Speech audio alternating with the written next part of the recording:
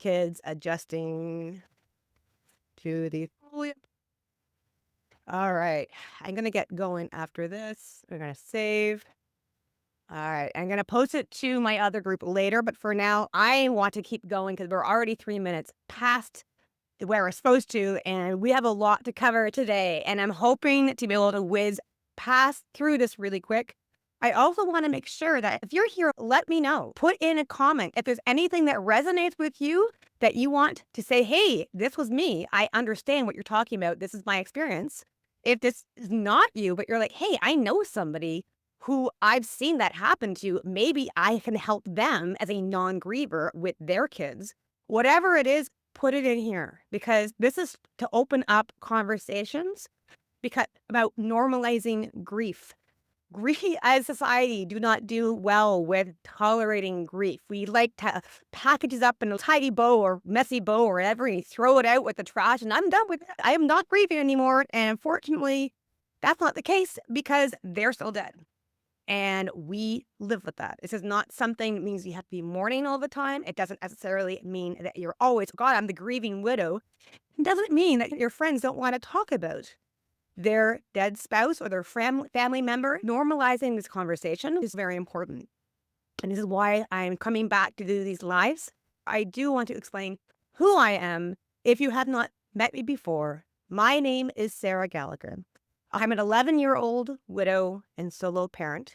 I was 37 when my husband unexpectedly died when he was 40. You can do the math. I'm 48 now. My son was 2.5. My daughter wasn't yet born. And I was thrust into the life of not just being an unwanted widow, but an unexpected solo parent. And I was the only one out there who understood exactly what I was going through. I didn't even know what was going on. And I didn't have anybody out there to lean on. Almost everybody I knew had started their own families or they're midway through their families. In my peer group, they didn't know what the heck. They were just starting with their husbands or their spouses. And I had just started. We were still trying to get our second kid when my husband died from a cardiac arrest. Every widow group I went to, they were for older women, 65 plus, had kids 20 years. Already they were growing up, flew in the coop.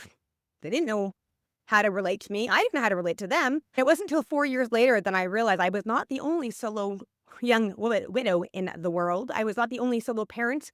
I really thought I was the only 37-year-old widow ever.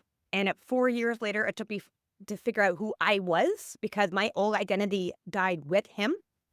And I started to build up, realizing there's more to life and realizing there's more than just me. And I have to help others to get to that point of they can see their light and their shine and their beacon. And because this sucks, guys. But oh my God, life is amazing if you can harness it and keep going through it all. So this is my kind of thing. We are here today, guys, because we are talking specifically about how to help your kids in the classroom. And this doesn't necessarily mean your kids. It could be your friends' grieving kids.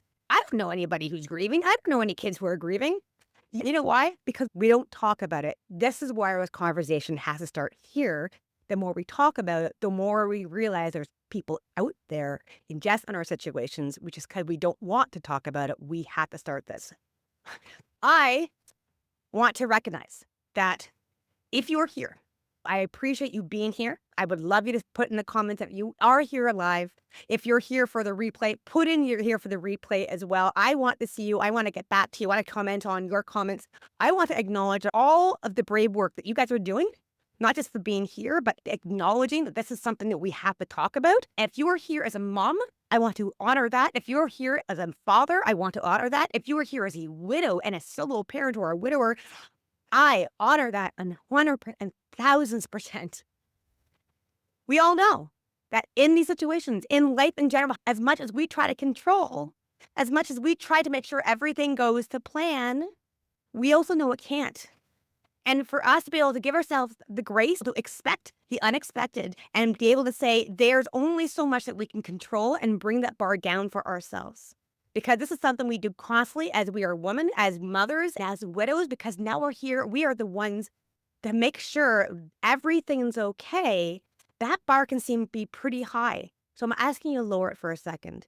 I don't want you to think about any kind of stigma. I don't want you to think about where you're supposed to be. I don't want you to start doubting where you are or how you're doing. You're here now because you want to learn. You're here now because you want to start a conversation because you want to be able to help your kids. We see our poor kids going off into school after they've gone through grief or if they've had a friend of theirs who's experienced grief. And we would love to be able to know that control their lives to make sure that nothing bad is going to happen to them. Be over their shoulder to make sure they're okay, but we can't control that. We cannot live their lives for them. And we know this. This is your chance to learn how we can help you. This particular session, I'm not talking to you as a therapist. I'm not talking to you as their guidance counselor, but I'm talking to you as a parent, as a widow, as a mother who has raised her grieving kids to have normalized, thriving lives, to know that you can help them as much as possible, but also to be able to give them the autonomy and the independence that wherever they are in their grief circle or their age stage, to give them the tools they need without being overbearing. To be able to make sure that they have security there. And it's also to know that we're just trying to be there for them, but we don't know what we're doing is the right thing because we don't have feedback as a solo parent. The person who's supposed to be here helping us through this, having our back, isn't here. And it's hard to know whether we're doing the right thing when supporting our kids in their grief when they're going back to normalized life because we don't live in a very grief-informed environment. So today we're going to be talking about 3 different things. We're going to talk about empowered parenting, which is literally like the practical scripts and support that help with the peer dynamics and social situation. Empowered parenting to make sure that you feel empowered as a parent to know they are getting what they need to help themselves in a social situation with their peer groups. We're going to be talking about inclusive environments and how to make sure that we are adapting and creating these environments for them and how to start those conversations. And the next step is how to make these resilient communities. We can't be there for everything, but we can be there as much as possible for them in the way we can. Our kids, they're going to grow resilient, not despite their grief, but because of how we walk with them in it. Okay, I'm going to say that again. Our kids are going to grow resilient and not despite of their grief, but because of how we walk with them in it. It's because 2 years ago, my son had, 2 years ago, starting in grade 7, one of his friends just lost his mother completely unexpectedly a couple months before, like literally the beginning of the school break, he had lost his mom. They had woken up and she was just unexpectedly dead. And my son was the only person that this friend could talk to. Why? Because my son had a dead parent in his life. My son's been very open about this. It's not like he yells it from the ceiling or anything, but he's aware of it and he talks about it. It's not like he's shy about it. He only tells people that really want to be friends, right? So he actually limits who he tells. But when he does talk about it, it's part of his normal life. He doesn't shy away from the conversations if it comes up, which means that when Johnny sees this, he was able to come to him and talk to him about it. My son's friend could only talk to my son about it. He couldn't even talk to his teachers about it because the teachers didn't quite know how to deal with it. They're not very grief informed. His classmates weren't sure what to say or what not to. Nobody really knew what to do. And it wasn't just a cruelty, it was a gap. And I knew that if they'd be able to have that gap filled, Jay did feel that sense and that silence because nobody wanted to talk to him about it. It felt like rejection. And for him to be able to come to my son and talk to him about it was a huge boon. And the other thing that happened is that my daughter's friend lost her mother right at the beginning of the school year. This poor kid, she is 9 years old. She has a 5-year-old brother. She has another 11-year-old sister. Their mother unfortunately died from a 2-year cancer battle. And it was honestly devastating because she was a very good friend of mine. I was very close to her. And she happened to die. I found out the morning I was going to a grief conference and I was going to present. And that kind of blew the wind out of my sails and knocked me off my feet. But now we're going back into the classroom in September and they're going back, these 3 kids. They are going back to a completely different world. This is not their normal life. School might be the same, but there's different people in their classrooms, different teachers. How do they know how to support themselves? Even if they knew their mother was going through this, they didn't have that aspect to be able to help them. I want to be able to talk about this because this is something that comes up again and again. And as we talk about these things, the more we do, the more we have to understand how to help those kids and how you can help them, not just as a griever or a non-griever, but as friends, as parents, as support workers, anything you are. We are part of this huge community, and this is the start of creating that empowerment. Grieving kids, we're going to talk about grieving kids. We're going to talk about empowered parenting themselves. We're going to be talking about fostering social connections. Grieving kids often withdraw socially, and that's totally normal. Why would this be, you think? Maybe it's because there is so much going on in their lives that they don't know how to deal with it. Everything has been pushed upside down and backwards, and they don't even know what normal is anymore.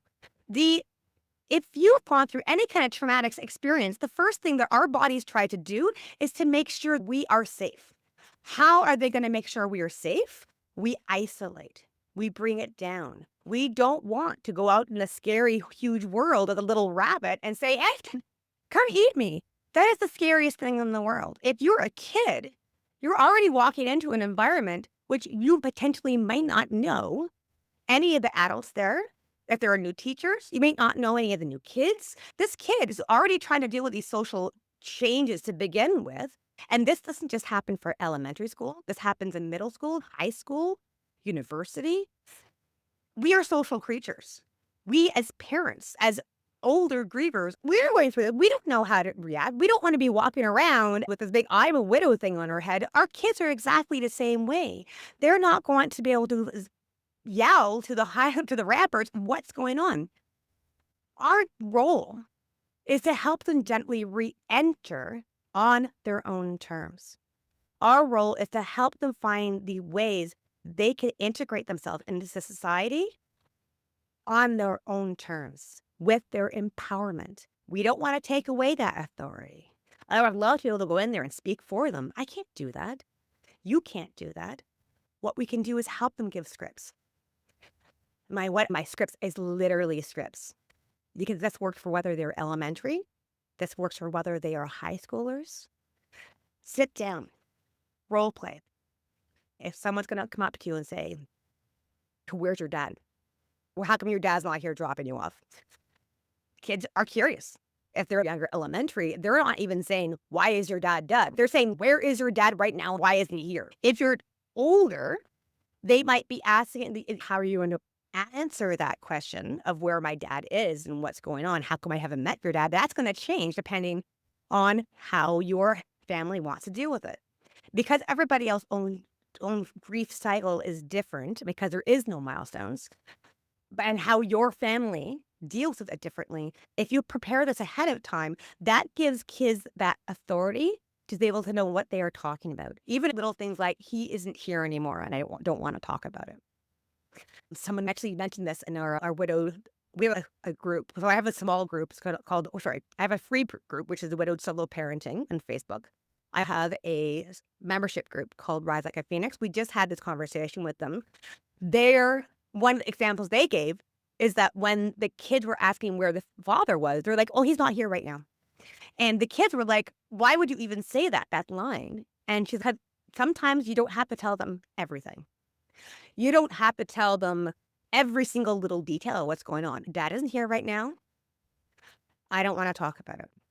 If they feel comfortable telling them one thing and they want to continue, depending on what kind of reaction, then continue.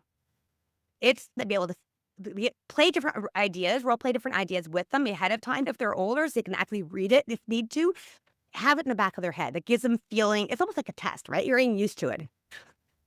For parents who feel shy, okay, let's go into the aspect of helping them foster social connections.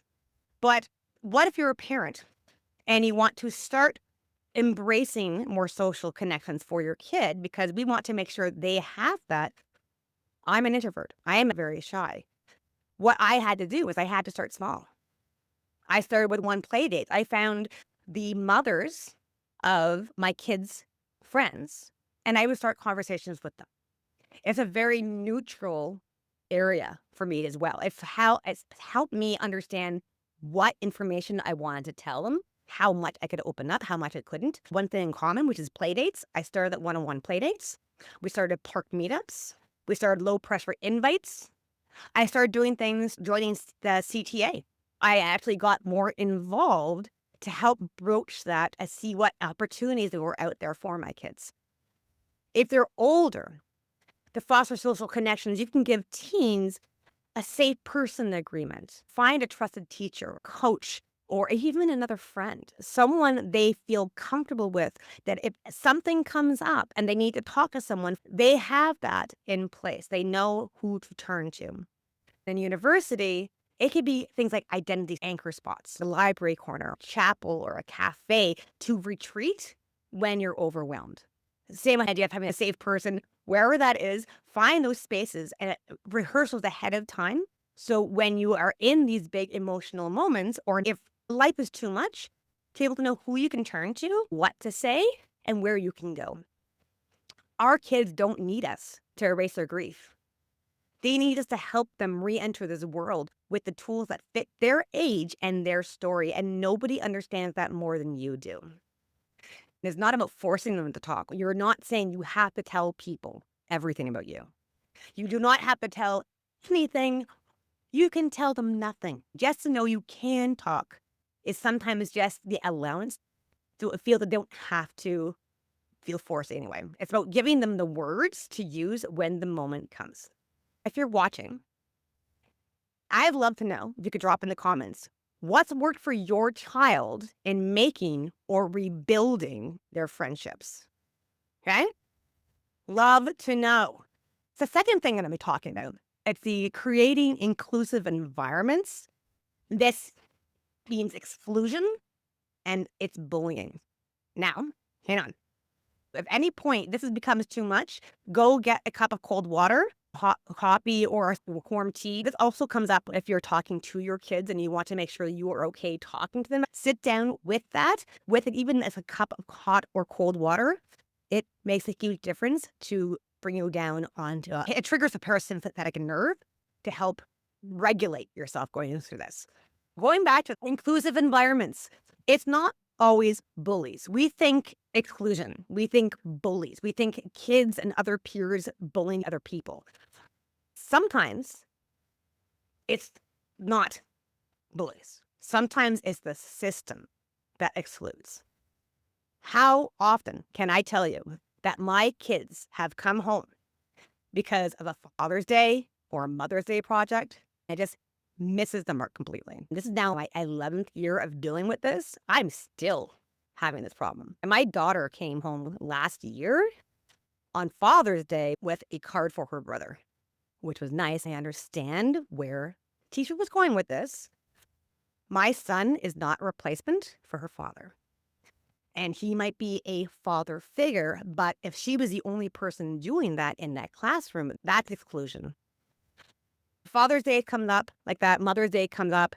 Family tree assignments that assume every child has both parents. Now, and that doesn't necessarily mean a parent of single parenting. Single parenting is not a fun thing to do. Solo parenting is different, and that would be another topic. Not every child has both parents, and thankfully, with how we are now, this more acceptable environment, that's becoming a bit more overseen and included, but there are still opportunities where maybe the family tree doesn't include that person. My family's family tree is really bizarre because my father doesn't live anymore. My son's father isn't living anymore. My daughter doesn't have a biological father necessarily through my husband because he's not genetically connected to her. She's a donor baby.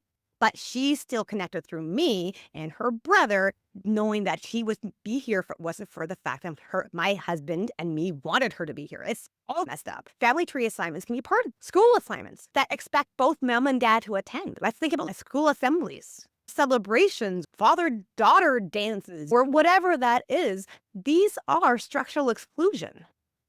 College events happen. There's college events out there. Call your parents' day. What can't? Like, literally, I would love to call him, her. She's not going to pick up the phone. How do we deal with this? What are the parenting strategies you have? So for pre-K and elementary, ask ahead of time about holiday schedules, about holiday activities, about what to expect, and maybe suggest something like a special grown-up day instead of a mother or father's day. There, again, this can all vary depending on situation, but just broach the subject. What else can we do to make sure this is included? If you want some more ideas about how to deal with this for K and elementary, do let me know and I'll show you some things that I've done with my own clients. Middle and high school, brainstorm for family tree or parent projects, like a mentor or a grandparent or a sibling or their best friend or their father's friend. Find other family tree ideas that you can brainstorm. And for university, encourage self-advocacy when assignments or campus events hit hard. Even if that means telling the teacher, this is the situation. If my kid doesn't participate, it's okay. Don't feel forced to be part of the conversation if the kid doesn't want to. Exclusion, it's not always about bullying. Sometimes it is a Father's Day card or a project that leaves kids out without anybody realizing it. Teachers really aren't trying to be cruel. They are misinformed, uninformed, especially with grief information, trauma uninformed, and really they're trying to be there for our kids as much as possible with the IEPs and the ADHDs and all the different ages and stages of people are. Bringing up these conversations because should be part of the normal agencies coming in there, okay? And we can't just hope that this exclusion goes away. We have to start these subjects. We have to gently teach our schools how to be inclusive, okay? I don't want you to feel like you're alone on this. I have been putting together something for the past 2 years now with other teachers, advocates of education. I used to be in educational publishing. I taught internationally with other widows and widow coaches. I am coming up with some brilliant ideas about how to start those conversations. Do let me know if you're interested in that, and I will certainly talk with you about that offline. I'm not going to talk about bullying that much. The reason why is because bullying is something that we talk about a lot. This is not just for grief in particular. This bullying as general. We are thankfully, again, a much more open, inclusive environment. So bullying is being much more proactively dealt with. But the one thing that I do want to bring up specifically for grief is overt teasing, like you don't have a dad. And yes, this comes up. And yes, this comes up in like elementary, middle school. Kids are mean. There's that kids only with parents who are alive club. Like, I am not joking. This isn't like reaching grade 4 or 5. It's stupid. Subtle exclusion. No one stays in the seat, or no one actually tries to bring them into the fold. No one notices. It is not aware of the situation. How do we deal with this? We need to be able to role play, again, these what if responses at home. When it specifically comes down to what triggers your kid, what situations really bother him the most about this grief situation, what is he most uncomfortable talking about? Talk about those things at home first. So again, do you feel more empowered once they're in school? Reframe the bullying. A lot of the times, bullies are scared. We know this. Bullies have other things going on in their lives. Bullying, when it comes down to grief, when it comes down to having a dead dad, it's often rooted in their peers' discomfort with mortality. This is not unlike how people deal with grievers in general. We are scared of death. We do not want it to happen, and we are somehow convinced as a society that if I talk about it, that I'm going to die. So why people are afraid of doing wills, right? Kids are not any different. If you're being bullied, it is often because the kids have no idea how to deal with it. So how do they deal with it? They push it away. And even if it means pushing away that person. So reframe it. That doesn't excuse it. Absolutely not. But it does reframe it. And you also want to partner with your teachers, with the counselors, with coaches. They can't help if they don't know. A lot of the time, teachers or counselors or coaches might misunderstand where that kid's bad behavior is coming from, or any kind of unexplained or unknown behavior, especially if all of a sudden the kid is dealing with something differently than they would have before. They don't know necessarily what's wrong, and they might misinterpret it as something else entirely. Keeping that conversation open is our responsibility as parents, as it's difficult for us to do sometimes either. But you have to partner with them as well. We have to work here together, everybody on board. So we were talking about inclusivity. The next thing we're going to be talking about is building resilient communities. Okay. We are talking about the adult allies here. Obviously, besides the fact that they're there for our kids when we're not, we need to be able to combat these things head on before anything else happens. We need to be able to start those barriers. I know I can't tell you how many times I have had to come into every year of signing that emergency contact form where the secondary contact is not their parent and having to explain that, how that is really tough every single time. Again, even though I'm 11 years in, there can be feelings of stigma behind it. There can be ideas of privacy fears. We don't want to tell them things. We don't want to overshare because we don't want them pity to hold them back. We don't want our kid to be handled with kid gloves when they are trying to be resilient kids, when they're trying to live their life. This is their life now. It's giving them allowances and supports, but not coddling them. We don't want pity. The kids don't want pity. We want to be able to find our own agency. We want to help our kids have their own agency by defeating the stigma right there. There's a lot of things too. There's a privacy. There's the idea of grief should be private. It should be done on a family level. The school should not be part of it, which to a certain extent is absolutely true. Why would I want to tell the school everything? They don't need to know everything, but they like to know the core information. Right? We need to know what to share and what age-specific actions are associated with that. So to share the core information would be who died and when. It'd be the current impacts. How is my child at this very moment dealing with this? We need to be able to tell them what helps. We need to be able to tell them if my kid is struggling and you see this happen, this is how you can help, which means you need to understand their triggers. You need to be able to tell them the red flags. You need to know if this has specifically happened, this is related to grief. A lot of the time, then this comes up. This coming up with anger. A lot of you shared with me when I post about this in the Widowed Solo Parenting Facebook group. A lot of you did mention that anger or dismissal or literally violence sometimes, or this is all for treating. This is kids not knowing how to deal with the situation. They don't know who to turn to. They are so let down from life that they can't trust anything. The people they trusted most in the world who's supposed to be here right now isn't. That is abandonment 101 right there. They are angry. They are hurt. Of course they're going to have issues trying to trust a new teacher or come back to a normal environment. When they don't feel normal anymore, it's going to upset them. They are going to be out. This is just human nature.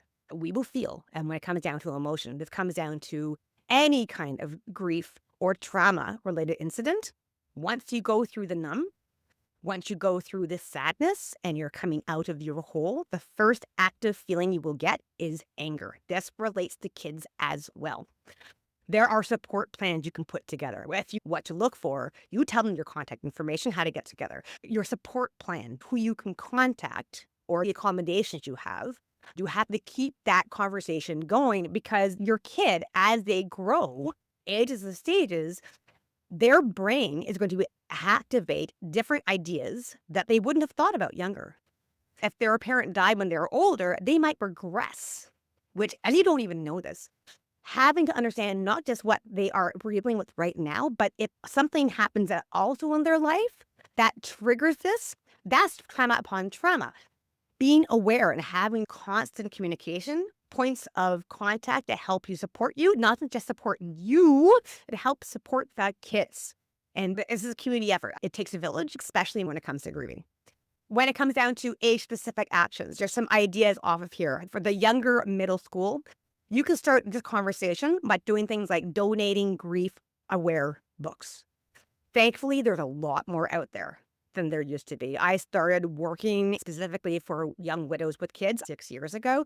Grief work was so slim and far between. Now, every single time I go to a business incubator or a different coaching program, there is at least one person there who deals with grief, which is fantastic. We are becoming more aware of it. We have more grief books out there. Again, if you want any more information, if you want to have a list, let me know. I will get a list to you by age group. You push for kindness assemblies. I don't necessarily mean grief-specific assemblies. Kindness. There's an idea of invisible backpack where it's a creative exercise, and you can bring it to an assembly as well. The idea is everybody has an unspoken or unseen weight on their back that they will always be carrying with them. Now, it could be grief. It could be they have a sick parent or any kind of somebody sick in the background. It could be, they're always different. Everybody has their own trauma. Everybody is going through something else. If you bring it as more of an inclusive way of, say, write down on a piece of paper what is on your back, it's in your backpack, and anonymously post it on a wall and bring an assembly to it where everybody can see that. And all of a sudden they feel that they're connected because other people are going through things. All of a sudden people are not going to feel so alone anymore. Their whole entire community is there with them without even having to put up their hand about who it is. Children's Grief Awareness Month. I have some brilliant ideas that I'm doing this year as events, as freebies, as ebooks. There's stuff coming up that I've been working on over the past 4 or 5 years. Now I'm doing this again, even more so this month for Children's Grief Awareness Month in November. Bring that up into the school meetings now. Start early. High school and university. Policy advocacy for flexibility. And by flexibility, I mean both deadlines and attendance. Kids don't want to feel singled out.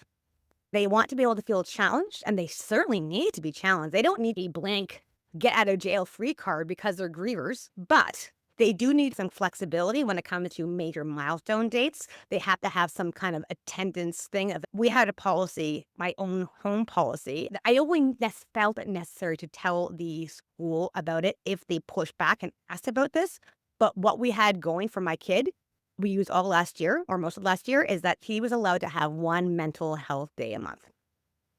Eventually, it actually did have to be twice a month because of what was going on.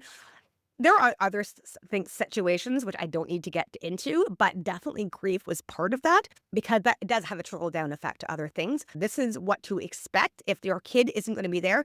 Again, going back to the attendance thing, if somebody can't attend a Father's Day thing because their father's dead, allow them not to be there. Sarah, sorry, you're saying I have to send an email at the beginning of the school year to inform the kids of my late husband's dead and my kiddo's experience.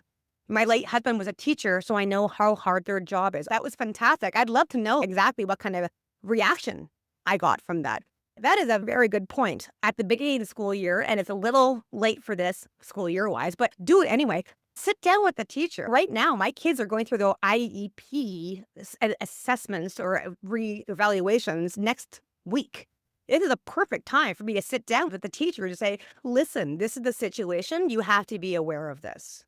It's part of their experience, and it's going to be part of the environment. Having the teacher know that, I am so glad. I would love to know exactly how they reacted to it. And then as you're going to the beginning of the school year, I'd love to know as it progresses, Sarah, I'd love you to let me know how that information continues. Your late husband was a teacher. Oh, my heart. That's another thing right there, right? So anyway, we'll talk offline. I love this, or I hate this. How do you say this? I hate you're going through, but I'm very glad you're here. Does that make any sense? Going back to high school, university, encourage student-led initiatives. So podcasts, school student councils will have their little radio programs. Get involved with the school newspaper, have interviews, have panels, do that invisible backpack campaign. What about age mentorship? We talked before about older kids. Older kids, I don't care if they were younger when their father or mother died. I don't care whether they are older when they're in their teens. they are still going to be having grief. And some of you who was part of my group are going to be mad at me saying this, but you also know this truth. It doesn't matter how long they've been grieving. They are still carrying the grief and are going to be grappling with that, regardless of whether they think they're okay or over it. That doesn't mean but what it does mean is that they want to feel empowered. How do you do this? You become a mentor. How do you do this? You become a volunteer.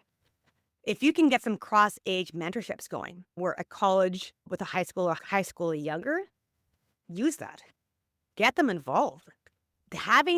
Feeling that they know something more than somebody else does, and be able to share that and knowing that they are making a difference. We all love this. And because there are kids who are going through trauma, who are going to be probably the most empathetic, resilient, compassionate kids out there.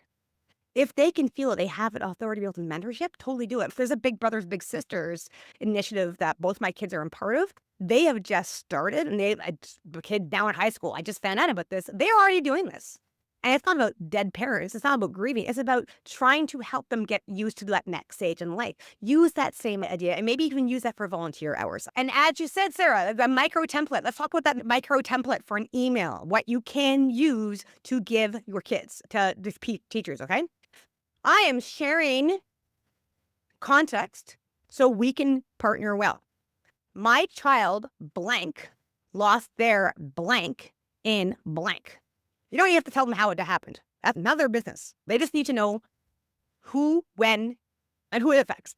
You may notice, blah, blah, put in exactly what kind of things your child has been doing as a natural reaction to any kind of trigger. How has their personality changed? How has their resilience, how they deal with things changed? You know this best. What helps? Blank. Make a list. If you see a quiet check-in or a brief pause helps. Just give them space. Start with that. You'll figure that out as the teacher understands your kid, and you all create this kind of environment. I'm available at blah, blah, blah. Here's my contact information. Could we agree to a simple plan for the next month and revisit? The revisiting part is huge. This is an ongoing thing. Just like we have a get together about report cards, let's check in. Sarah, you said I got a good response from the teachers. That's fantastic. They've been sensitive with the information. It has also led to connections. Her current teacher went to the school with my husband. This is big. And that is a connection for them. Of course it is. This is not only community building, this is cross-generational. You're creating memories, their father in their current environment going forward. What you're doing, that's amazing. Sarah, seriously, hands off to you. I love it. I love it. Keep going. I'm like, I want to hear some more of this. Hey, so makeup. Oh my goodness. Grief belongs in the classroom conversation because it is part of life. It has to come up. It doesn't have to be wham bam. It doesn't have to be here's everything, a sack of bricks. Knowing that silence is okay. Knowing what to say and what you're comfortable with, that's vulnerability, but also trust in yourself and trust in your kids. That's resilience, guys. Okay, so who is told what stuff already? Okay, besides Sarah, who is told stuff already? And then what response do you get? I want to hear more information about. And if you have not talked about that, what is the sticking point? Write that down. If you're here now, write that down. If you're here for the replay, I'd love to hear what that is too. Let's troubleshoot that barrier. What exactly is that sticking point? What is your pain point? We'll get on a call. I can help you figure out how to troubleshoot that barrier to start the conversation.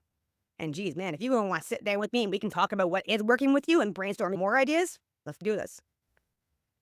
So I'm going to wrap up because I'm almost at the 1 hour. This is fantastic. Empowered parenting. You are empowered parenting. You can help your kids by starting with scripts, what they can say in their own advocacy, and how they can find safe spaces and safe people. Inclusive environments. We have challenged both peer exclusion and systemic oversights. We have talked about resilient communities and what to share with staff, how to build partnerships, and we haven't even dug into the extracurricular stuff, which is something on top of that. I forgot to bring this up. I actually have something. I want to show this really quick. It is something called Nurturing Connections. It is a quick I can't show it because I don't want to take up any more time trying to figure out how this works. I have something called Nurturing Connections. I have 6 different ways you can support your grieving kid or grieving kids that you know of in school activities. Okay, it is 6 simple ways that you can help empower your kids in social connections and in environments beyond the classroom. If you would like to know about that, put down a hashtag nurturing connections and I will get you that resource. I have a whole bunch of different ways to be able to help. If you don't know me already, I am Sarah Gallagher. I am a widow coach. I work with young widows who have grieving kids. I help them 3 ways. Like I help them with figuring out widowhood, because that's a huge thing right there. And that's not just grief. That's widow. It affects everything in your life. Okay. Widowhood is a secondary losses is incredible and how to go through, figure out the brain fog and the heart overwhelm and everything that comes with it. Your new life. There's a widowhood aspect. There is the solo parenting aspect because it all comes down to you now. And that's a huge thing. It is different than solo parenting. Hats off to those who are single parents. Solo parenting needs a whole bunch of different resources and understanding. That also includes helping your grieving kids because you are not just grieving your husband, you are grieving their father. And to be able to help them, but at the same time, be able to distance yourself enough that you're not triggering yourself, that's a huge thing right there. Solo parenting, which includes the resilience, helping your kids as a grieving parents, helping you reclaim your identity. Because somewhere between the 2 to 4 year milestones, you try to figure out your own identity, who you were before does not exist anymore. Your key now to learn how you were after that fog lifts up is who I am now. And that's what I'm brilliant at, is to be able to figure out what that step is after the first stage of the morning. What's next? This is who you talk to. That's 3 different ways I work with people. This particular content is from something I called Raising Grieving Kids Right. It is a 7 video course. Content is from that video course, which is specifically, this one is from helping navigate grief in the schoolyard. And it goes even deeper in the video.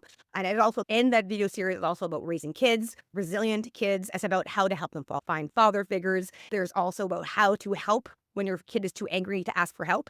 There's a plethora of things in there. If you want any more information about that or even a sneak peek of what those are, do let me know. This specifically is for the grieving kids because in November is Children's Grief Awareness Month. I am having activities, events, and free information for that. So if you want to know more about that, you know where to find me. I'm here on Facebook. My name is Sarah Gallagher. You can look me up on my website.